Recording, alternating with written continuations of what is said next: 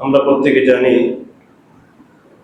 আজকে সম্ভবত 17 এপ্রিল। তার মানে হলো পহেলা বৈশাখ শুরু হয়ে গেছে। বাংলা যে নববর্ষ সেটা শুরু হয়ে গেছে। তো আমরা এই নববর্ষকে অনেকেই অনেকভাবে অতিবাহিত করেছেন, কাটিয়েছেন। কেউ ইবাদতের মধ্য দিয়ে, কেউ কেউ আবার আল্লাহ পাকের নাফরমানির মধ্য দিয়ে, কেউ কাটিয়েছেন আল্লাহ পাককে স্মরণের মাধ্যমে, নতুন বছর শুরু করেছেন। আবার কেউ আল্লাহ পাকের নাফরমানির মাধ্যমে আমরা নতুন বছর শুরু করেছি। তো এখানে একটি বিষয় আমাদের বোঝা দরকার, সেটি হলো আল্লাহ রাব্বুল আলামিন আমাদেরকে পৃথিবীতে পাঠিয়েছেন একটি নির্দিষ্ট হায়াত দিয়ে, একটি নির্দিষ্ট সময় দিয়ে। এই যে আমি আর আপনি যে মানুষ, আমার আপনার দাম এই পৃথিবীতে আছে যতক্ষণ আমার হায়াত আছে। যতক্ষণ আমার আপনার হায়াত আছে ততক্ষণ আমার আপনার মূল্য এই পৃথিবীতে আছে। যখন হায়াতটা চলে যাবে, যখন প্রাণ পাখি চলে যাবে, আমি তখন লাশ হয়ে যাব। কি হয়ে যাব? লাশ একটা যৌথ শব্দ, মূলত হলো লা শাইআ, অর্থ হলো কোনো কিছুই না। আমি যখন আমার প্রাণটা চলে যাবে তখন আমি কিছুই না, দুনিয়ার তুলনায় কিছুই না, আমার চারেনা মূল্য নেই। বরং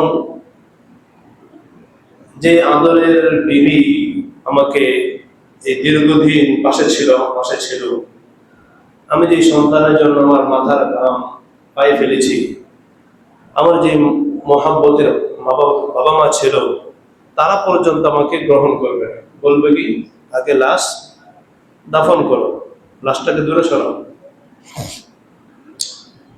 তো এই যে আমরা আল্লাহ পাক আমাদেরকে একটা হায়াত দিয়েছে, এই হায়াতের পর আমাদের কোনো মূল্যই পৃথিবীতে থাকবে না। তো আমরা এই হায়াতটুকু কিভাবে অতিবাহিত করেছি, আমাদের এই হায়াতের জিন্দেগি কিভাবে কাটিয়েছি, সেটা আমাদের জন্য লক্ষণীয় বিষয়। আল্লাহ পাক যতদিন হায়াত দিয়েছেন এর মধ্যে আমাদের নববর্ষ আসবে। যদি কারো হায়াত হয় 50 বছর, 50 বার আসবে। যদি কারো হায়াত হয় 60 বছর, 60 বার আসবে। যদি কারো হায়াত হয় 70 বছর, 70 বার আসবে। নববর্ষ আসতেই থাকবে। নববর্ষ আসার মাধ্যমে এটা আমরা খুশি হই। কি হই? খুশি হই। খুশি হতে পারি এই দিক থেকে যে আল্লাহ পাক আমাকে একটি বছর হায়াত দিয়েছেন, অর্থাৎ আমাকে এই পহেলা বছর পর্যন্ত সময় দিয়েছেন। আল্লাহ ইচ্ছা করলে আমাকে এর আগেও দিতে পারতেন, এই জন্য শুকরিয়া, হায়াত বাড়িয়ে দিয়েছেন। আবার আমাদের পাশাপাশি কাদারও প্রয়োজন। যদি আমরা খুশি হই নববর্ষ পেয়ে, আমাদের কি দরকার? পাশাপাশি কাদার প্রয়োজন। কেন? আমাকে আপনাকে আল্লাহ একটি মেয়াদ দিয়েছে। মানুষ যখন কোনো একটা জিনিস তৈরি করে, যখন কোনো একটা প্রোডাক্ট তৈরি করে, তখন তার মধ্যে একটা নির্দিষ্ট মেয়াদ থাকে, মেয়াদ উত্তীর্ণ সময় থাকে। এই মেয়াদ যখন শেষ হয়ে যায় তখন ওই জিনিসটার দামও শেষ। সেটা কেউ মাংনা দিলেও কিনবে না, অর্থাৎ টাকা ছাড়া দিলেও সে কিনবে না, নিবে না।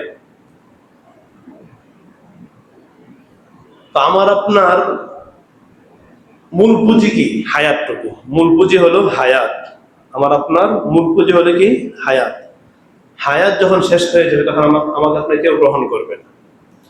তো যদি আমার আপনার হায়াত 50 বছর হয়ে থাকে, যদি সেখান থেকে 1 বছর চলে যায়, তাহলে আমার বাকি আছে 49 বছর। যদি কারো হায়াত হয় 50 বছর, 10 বছর চলে গেলে থাকবে কত বছর? 40 বছর। আমরা যারা এখানে আছি, যাদের বয়স 40 হয়ে গেছে, তাহলে আমার কাছে কত বছর? 10 বছর। অর্থাৎ আমি আর মাত্র 10 বছর বেঁচে থাকবো, তারপরে আমি কি চলে যাব।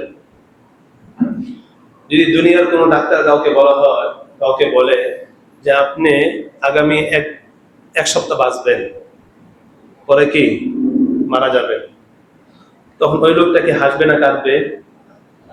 বলেন তো। সে দিন গণবে না, তার একটা দিন চলে গেল, মানে কি তার একটা দিন কমে গেল। যত সপ্তাহ নিকটবর্তী হবে, অর্থাৎ ধরেন আগামী শুক্রবার তার মৃত্যু, আজকে কি শুক্রবার, এই এক সপ্তাহ যতদিন চলে যাবে তার বেদনা বেড়ে যাবে। হায়, আর মাত্র 1 বছর বাকি, আর মাত্র 1 দিন, আর মাত্র 2 দিন, আর মাত্র 3 দিন, এরকম তার সে দিন গণনা শুরু করবে। না থাকবে তার খাওয়া, না থাকবে তার কোনো চাকরি বাকরি, সে হতাশ, সে চলে যাবে দুনিয়া থেকে, তাই না? তো যখন আমরা এক সপ্তাহের হিসাব করে বলতে পারি যে আমাদের জীবন থেকে 1-2 দিন চলে গেলে আমরা হতাশ হয়ে যাব, কাঁদবো, বেদনায় ব্যথিত হব যে আর মাত্র 1 সপ্তাহ বাকি আছে, তারপর আমি চলে যাব। ঠিক আল্লাহ পাক আমাদেরকে 50 বছর 100 বছর হায়াত দিয়েছেন, তো একটা বছর চলে গেল মানে কি আমার জীবন থেকে একটা বছর কমে গেল। তো জীবন থেকে একটা বছর চলে গেল, এই জন্য কি হাসবো না কাঁদবো? হাসবো না কাঁদবো? আমার কাঁদার প্রয়োজন। তার কারণ হলো আমার এক একটি বছরের মূল্য অনেক বেশি, এক একটা মুহূর্তে মূল্য অনেক বেশি। যদি আমার আপনার হায়াতে না থাকে, তাহলে আমি ইবাদত করবো কি দিয়ে? আল্লাহ পাককে খুশি করবো কি দিয়ে? তাই না? তারপরও যদি এমন হয়, আমাদের অনেক সময় দেখা যায়, আমি মানে ছোট বাচ্চাদের উদাহরণ দিয়ে থাকি, যখন দেখা যায় পকেটে অনেক টাকা থাকে, ধরেন কাউকে 500 টাকা দিল, যখন তারা টাকাটা পকেটে থাকে তখন সে কি হয়? আনন্দিত হয়। যখন সেখান থেকে 500 টাকা থেকে 400 টাকা খরচ হয়ে যায়, তখন কি হয়? তখন একটু একটু কষ্ট লাগে, এই টাকাটা চলে গেল। টাকাটা কি গেল? চলে গেল। এই চলে যাওয়ার মধ্যেও অনেকের আনন্দ আছে, অনেকের কি আছে? বেদনা আছে। ধরেন কারো 500 টাকা আছে, 400 টাকা হারিয়ে গেল, তার জন্য কষ্টদায়ক। তার জন্য কি কষ্টদায়ক? 400 টাকা কোনো কাজে লাগাইতে পারলাম না, তাই না? আর যিনি এই 400 টাকা দিয়ে একটা গিফট কিনেছে, একটা উপহার কিনেছে, বা সে গুরুত্বপূর্ণ একটা কাজ করেছে, তখন তার থেকে 400 টাকা চলে গেল, তার মধ্যে আনন্দ কাজ করে না। 400 টাকা কি হয়েছে? কাজে লাগাইছে। আমি একটা উদাহরণ দিলাম, যখন কারোর কাছে 500 টাকা আছে, সেখান থেকে সে 500 টাকা বা 400 টাকা খরচ করলো।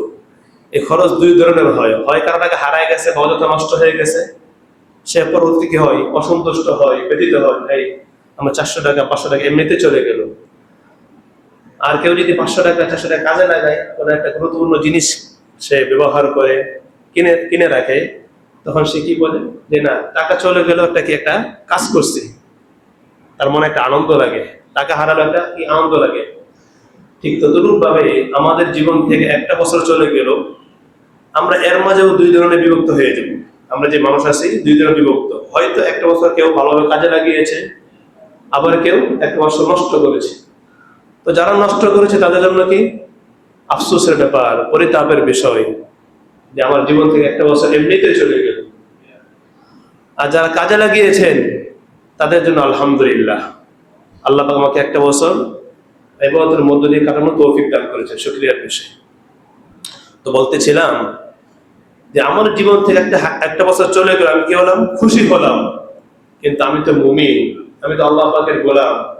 আমার উচিত ছিল যে একটা বছর আমি কিভাবে কাটিয়েছি চিন্তা করা, আমি আখিরাতের জন্য কি সঞ্চয় করেছি, কি পাঠিয়েছি, সেই চিন্তাটা করা, এটা আমার উচিত ছিল।